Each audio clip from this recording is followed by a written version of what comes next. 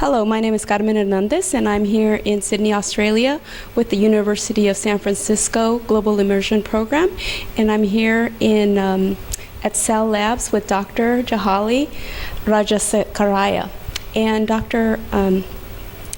Raj, I know that you are part of the R&D group, and you are doing a study and progressing and developing tests for the detection of malaria. So can you speak a little bit about the types of malaria that exist and what the test does? Yes, malaria is a complex word, and the malaria is caused by essentially 4 species in humans.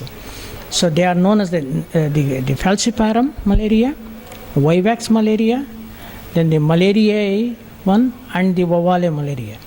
Now, in case of the Asian region, the vivax and the falciparum are common. In case of Africa, is essentially the falciparum. The Plasmodium vovale there, but it is not really causing the disease so much.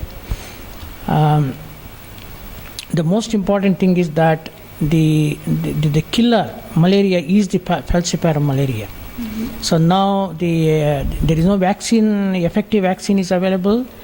At the moment, even the diagnosis also is important. Because the malaria produces fever may be initiated in the body due to several other reasons. So one has to correctly identify whether the fever is due to the manifestation of a malarial infection or not.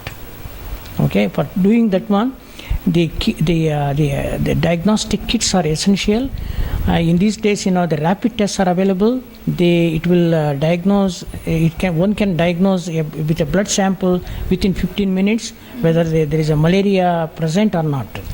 Okay, and also the WHO is sponsoring these kits at a very cheaper or a low cost method.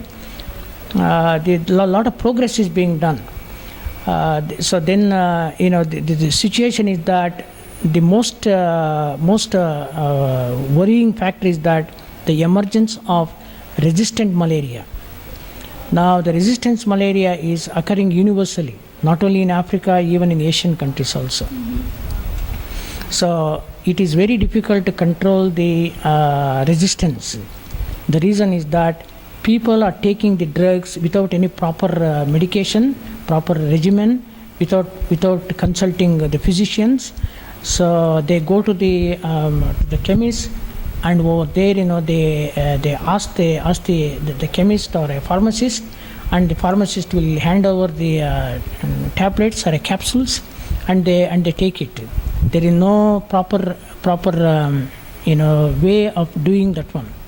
So that is how in Africa the resistance is coming out. In Asia, the resistance is coming out.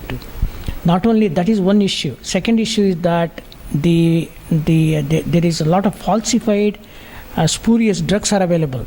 Right. That is another issue. Okay, so with all these things, malaria is spreading, but now, as you know, there is a considerable amount of help is being provided by Bill and